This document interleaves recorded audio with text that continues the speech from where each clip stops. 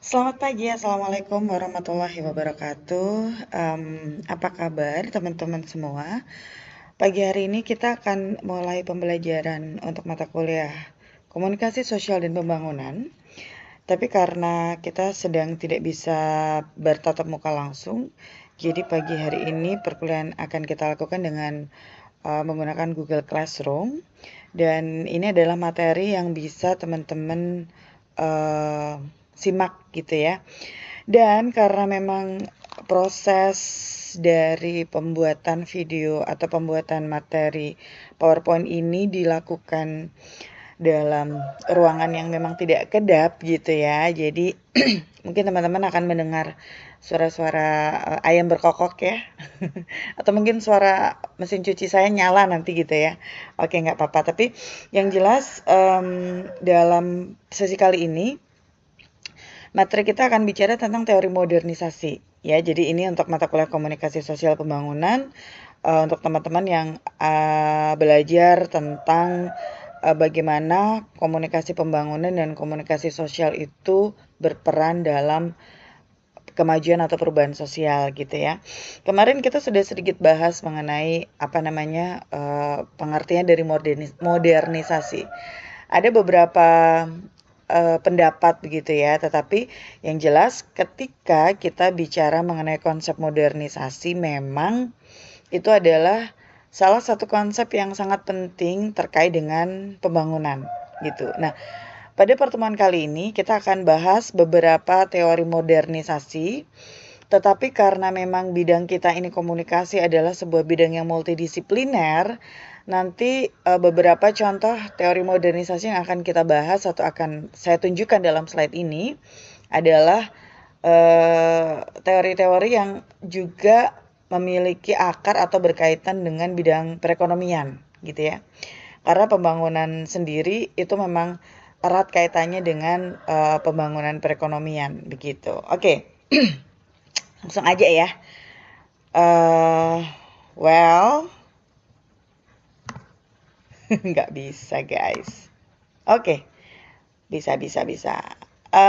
Teman-teman sebelum kita ke teori modernisasinya gitu ya. ada buku bagus yang bisa teman-teman baca sebagai referensi gitu ya terkait dengan teori-teori komunikasi pembangunan. Kalau ini dalam konteksnya langsung komunikasi pembangunan yang ternyata setelah dilihat-lihat itu berdasarkan referensi ada 5 buku yang membahas atau yang membicarakan tentang ini yang memiliki perspektif atau sudut pandang modernisasi. Makanya disebut paradigma modernisasi. Ada lima referensi gitu ya. Yang pertama adalah bukunya Daniel Lerner, kemudian ada juga bukunya Walter Rostow, terus ada juga bukunya Paul Deutschmann, Ellingsworth Haber sama John McNally. Terus ada bukunya Wilbur Scrum. Wilbur Scrum ini teman-teman pasti familiar ya. Karena kita banyak bicara atau banyak belajar dari si ahli ini ketika bahas apa, ingat nggak? Bahas definisi komunikasi, oke? Kemudian yang terakhir adalah referensinya Lucien Pai. Nah, coba kita lihat satu persatu. Saya nggak akan nggak akan membahas sangat mendalam masing-masing referensi ini. Cuman teman-teman butuh tahu bahwa buku-buku ini adalah buku-buku yang dibuat pada saat era modernisasi atau era pembangunan dalam paradigma modernisasi ini mulai berkembang gitu. Yang pertama bukunya Daniel Lerner, dia publish tahun 1958, judulnya adalah The Passing of Traditional Society. Buku ini membahas tentang peran media dalam meningkatkan perekonomian, tapi dia spesifiknya di masyarakat agraris gitu. Jadi si Daniel Lerner ini menyoroti memang salah satu hal yang bisa mendukung kemajuan sebuah bangsa dari sudut pandang agraris adalah dari peran medianya. Kemudian kalau bukunya Walter Rostow yang nanti ini akan jadi salah satu bahasan di teori yang akan kita bahas, judulnya The Stages of Economic Growth, a Non-Communist Manifesto. Dia dipublish tahun 1960 dan buku ini bicara tentang tahap modernisasi. Jadi he say that modernisasi itu harus melalui 5 tahapan. Jadi tidak bisa tiba-tiba modernisasi ini out of nowhere tiba-tiba ada gitu ya, jatuh dari langit. It is so impossible. Jadi ada tahapan yang harus dilalui, mulai dari masyarakat tradisional, kemudian nanti akan ada era persiapan lepas landas, era lepas landas dan sebagainya. Nanti kita akan lihat di di bahasan selanjutnya ya. And then buku selanjutnya yang dibikin sama Deutschmann dan juga para koleganya dipublish tahun 1968, judulnya adalah Communication and Social Change in Latin America, Introducing New Technology. Buku ini masih bicara mengenai media juga ya, karena dia spesifik dikaitkan dengan komunikasi pembangunan. Tentang apa saja secara spesifik yang ada di buku ini gitu ya. Yang pertama, selain tentang media, dia juga bahas tentang community, terutama leadership dalam sebuah community, dan dia menekankan how important is community, terutama leadershipnya dan mass media dalam memberikan kontribusi terhadap keberhasilan ekonomi gitu. Jadi media, kalau ya tadi yang pertama media dan media di kalangan masyarakat agraris, kalau yang sekarang Deutschmann dan para koleganya membahas mengenai bagaimana media massa berkolaborasi dengan community ya untuk bisa mewujudkan keberhasilan ekonomi. Kemudian Wilbur Schramm yang tadi sempat saya sebut, semoga teman-teman familiar dengan Wilbur Schramm. Bukunya judulnya Mass Media and National Development. Jadi jelas ini media lagi, bicara tentang media, tetapi fokusnya adalah pada how media could help the survival untuk daerah-daerah yang poor atau miskin gitu ya, region yang miskin. Jadi ternyata selain berkaitan dengan masyarakat agraris, berkaitan dengan keberhasilan ekonomi secara umum, ini juga berkaitan dengan keberhasilan ekonomi ya sebetulnya ya, tetapi dia lebih spesifik, case-nya itu adalah daerah-daerah yang miskin gitu. Kemudian yang terakhir bukunya Pai tahun 63, judulnya Communication and Political Development. Kalau tadi Mass Media and National Development, sekarang Communication and Political Development. Ini menyebutkan atau membahas tentang bagaimana komunikasi menjadi the main factor untuk suksesnya gerakan menuju masyarakat yang demokratis gitu. Jadi at least ada 3 referensi, tapi honestly memang saya nggak bisa menemukan setiap referensinya ya teman-teman ya. Mungkin teman-teman ada yang bisa menemukan referensi ini karena dia bukunya memang sudah sangat lama, dan I have been trying to reach the full text in the digital form dan belum ketemu gitu ya. Jadi memang tidak bisa ada penjabaran yang lebih mendalam dari sekedar hal-hal yang tadi sudah saya sampaikan gitu. But misalnya teman-teman punya akses kepada referensi ini, I will be more than happy untuk mendiskusikan kontennya gitu ya. Jadi nanti boleh deh ketika sesi interaktif teman-teman bisa kasih komentar juga tentang misalnya kalau teman-teman punya akses terhadap buku-buku ini gitu ya. Penjabaran tentang ini bisa dibaca di bukunya McPhail. McPhail ini dia adalah sebuah kumpulan gitu ya, kumpulan artikel yang jadi sebuah buku gitu. Jadi ini menarik sekali, teman-teman bisa akses. Kalau teman-teman nggak bisa dapetin full text-nya, nanti saya bisa share dari full text yang sudah saya punya gitu ya. Oke, dari kelima buku tadi, kelima referensi tadi, bisa dilihat memang ternyata buku-buku yang berkaitan dengan komunikasi pembangunan itu sudut pandangnya atau perspektifnya memang mereka sama-sama modernisasi, karena ada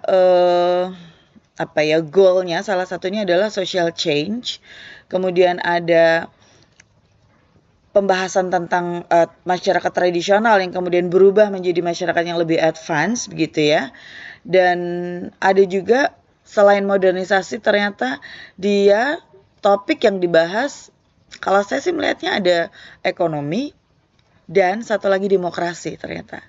So, it appears that sejak di masa lalu tahun 60-an memang demokrasi sudah menjadi isu yang sangat penting dan demokrasi sudah dipandang sebagai salah satu cara atau salah satu jalan untuk sebuah pembangunan begitu dalam sebuah negara gitu ya. Oke.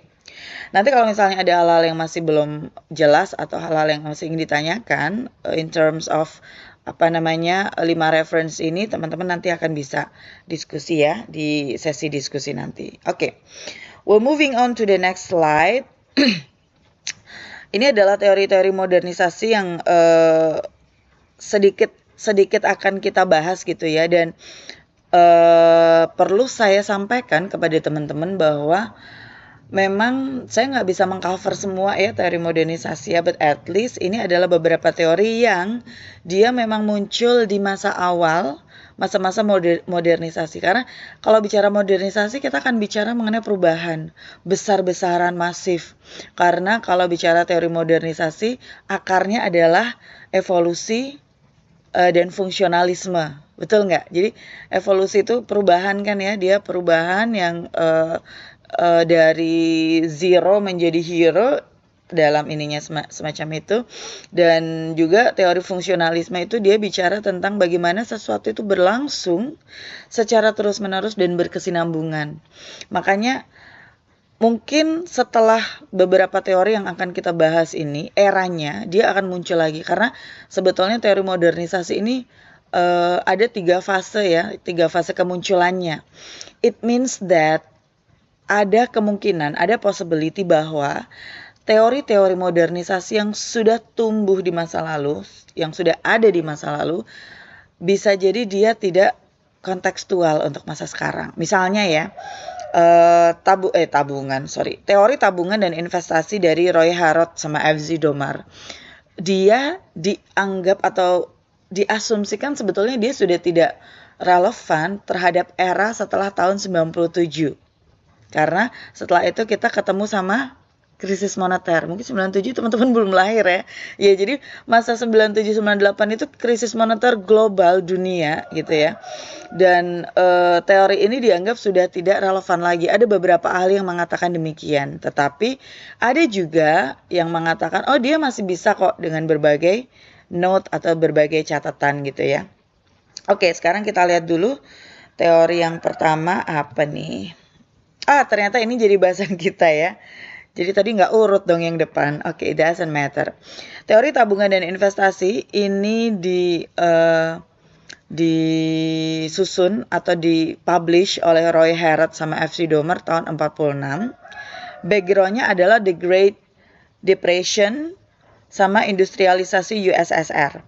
The Great Depression itu adalah krisis moneter yang sangat berkepanjangan di Amerika, teman-teman.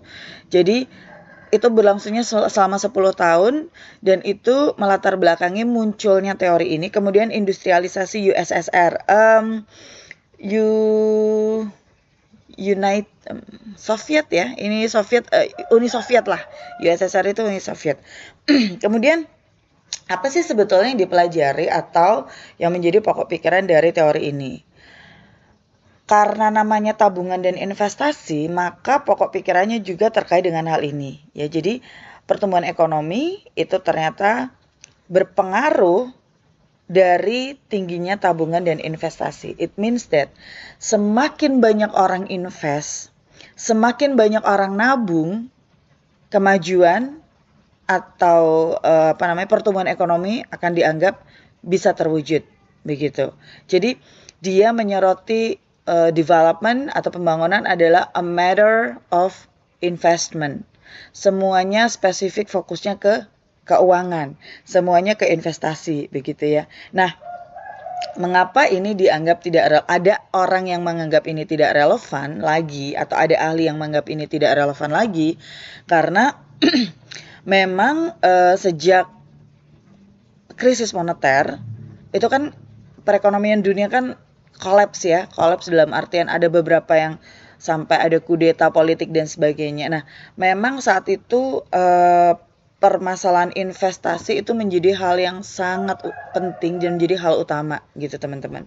Makanya ketika bicara mengenai pembangunan, ketika bicara mengenai perubahan, ada salah satu point of view yang bisa diambil yaitu masalah investasi atau masalah perekonomian. Nah, teorinya ini yang berperan gitu. Kalau teman-teman pengen baca lebih lanjut teori ini, bisa nanti baca report dari UN yang ditulis sama Easterly tahun 97. Kalau teman-teman nanti berkenan atau membutuhkan full text-nya, saya bisa nge-share gitu ya. Oke, yang kedua adalah The Stages of Economic Growth dari W.W. Rostow. Dia publish tahun 60. Ini yang tadi saya bilang, bahwa ada tahapan pertumbuhan ekonomi. Mulai ada 5 tahap yang tadi kita sudah bahas ya. Mulai dari masyarakat tradisional, prakondisi tinggal landas menuju kedewasaan dan era konsumsi tinggi. Nah, 5 hal ini sebetulnya masih bisa kita jabarkan, tapi nanti kita akan bicara lebih banyak di diskusi ya. Oke, mungkin teman-teman bisa note dulu kalau tertarik ingin mendalami atau mungkin sudah punya ide atau gagasan tentang penjelasan dari masing-masing stages, nanti bisa kita share di sesi diskusi gitu ya. And then terkait dengan etika Protestan dan kapitalisme, ini ditulis oleh Max Weber. Sebenarnya ini ada di dalam buku teman-teman. Tahun 30 ini adalah edisi bahasa Inggrisnya yang publish. Tetapi sebetulnya dia jauh sebelum itu sudah dibikin dengan bahasa Jerman ya. Jadi di sini ketika bicara mengenai pembangunan, ketika bicara mengenai perubahan masyarakat, dia fokus kepada bagaimana kapitalisme itu berperan dalam pembangunan gitu ya. Di era masa lalu agama kan menjadi salah satu komoditas juga ya. Dia menjadi salah satu hal yang bisa mempengaruhi seseorang. Ketika ada agama Protestan baru yang muncul, misalnya Calvinis atau Puritan gitu ya, dia punya pandangan yang berbeda terkait dengan bagaimana seseorang itu dinilai keimanannya. Bukan lagi orang yang rajin ibadah ke gereja saat itu yang dianggap orang yang beriman, tetapi dia yang dianggap orang beriman adalah mereka yang rajin kerja dan hasilnya adalah surga gitu ya. Jadi hard working itu adalah bentuk devosi teman-teman di teori ini, bicaranya seperti itu. Devosinya kepada agama. Jadi ketika dia bekerja, seseorang itu serving God waktu itu. Bukan lagi dia cari duit, tapi itu salah satu bentuk ibadah mereka gitu ya. Oke, itu teorinya Max Weber. And then sama seperti konteksnya teorinya Max Weber, tetapi ini aplikasinya di Jepang. Tokugawa Religion namanya ya. Sumbernya kalau tadi adalah agama Protestan aliran Calvinis dan Puritan, kalau ini adalah agama Buddha Shinsu yang ada di Jepang. Dia juga sama melihat orang bekerja.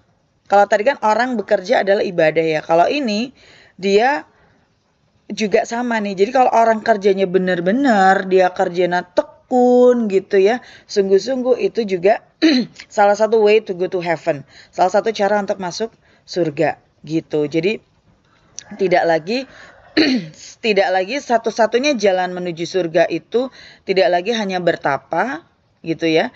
Tidak lagi hanya mencintai alam misalnya, tidak lagi hanya berhemat terhadap apa yang dia miliki, tetapi bekerja dengan sungguh-sungguh juga adalah salah satu cara masuk surga. Jadi itu diklaim sebagai spirit Bodhisattva gitu ya, yang kaitannya adalah dalam mencari keuntungan. Oke, and then yang terakhir adalah teori manusia modern dari Alex Inkeles dan David H. Smith. Kalau ini spesifik banget membahas tentang bagaimana modernisasi ini bisa berjalan. Apa hal yang mempengaruhi? Dia menyoroti dari education, teman-teman. Jadi ternyata pendidikan itu adalah hal yang sangat penting untuk modernisasi. Dia diklaim bahkan memiliki kekuatan lebih besar 3 kali lipat dibandingkan dengan metode atau cara lain untuk mencapai modernisasi. Ditambah pengalaman bekerja di sebuah industri atau magang itu membuat seseorang menjadi lebih punya bekal, lebih punya capacity untuk bisa menjadi bagian dari modernisasi. Selain itu, seseorang yang memiliki akses terhadap media massa, yang memiliki kemampuan mengkonsumsi media massa atau literasi media ya, itu bisa menjadi seseorang yang akan lebih siap dalam menghadapi modernisasi. Jadi awareness manusianya ditentukan sama lingkungan material sama lingkungan fisiknya. Ya seperti prinsipnya Karl Marx gitu. Oke, ini beberapa referensi yang teman-teman bisa akses. Kalau nanti teman-teman kesulitan akses beberapa referensi ini bisa saya share dan semoga apa yang sedikit ini bisa memberikan sedikit pengantar gitu ya. Jadi teman-teman nggak bosen cuman baca PowerPoint aja. Semoga dengerin suara saya itu bisa melegakan gitu ya, bukan jadi mimpi buruk. Oke, setelah ini kita akan ada sesi diskusi. Silakan teman-teman aktif untuk melakukan diskusi di jam perkuliahan kita gitu ya, karena kuliah kita mulai 7:30 dan nanti akan selesai jam berapa ya? I don't have my time, nggak punya waktu, nggak punya jam di sini. Jadi nanti kita akan selesai sesuai dengan jadwal. Atau mungkin kalau diskusinya lebih menarik, bisa kita extend gitu ya. Enggak deng, nanti kita mengganggu jadwal yang lain dong ya. Oke, jadi demikian beberapa materi atau sedikit pengantar yang akan jadi bekal untuk kita diskusi hari ini. Sekali lagi terima kasih teman-teman yang sudah mendukung pembelajaran online ini dan mohon maaf jika tadi ada suara-suara tukang bubur gitu ya, suara-suara ayam berkokok, ya maklum memang di suasana pedesaan itu mah seperti itu gitu ya. Thank you sekali lagi, selamat bekerja, selamat belajar, selamat diskusi, selamat pagi. Wassalamualaikum warahmatullahi wabarakatuh.